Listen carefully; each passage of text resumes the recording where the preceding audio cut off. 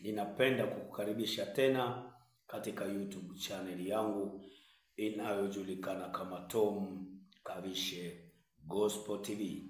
Kama kawaida, channel yangu inahusika na masuala ya neno la Mungu, na pia tunashirikishana uzoefu ama tunapeana mbinu mbalimbali za kutengeneza mitego ya fedha.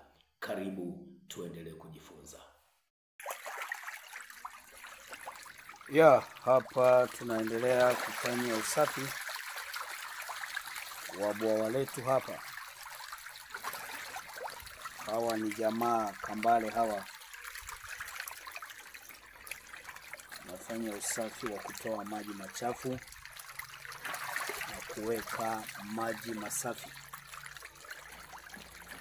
Hawa ni samaki aina ya kambale.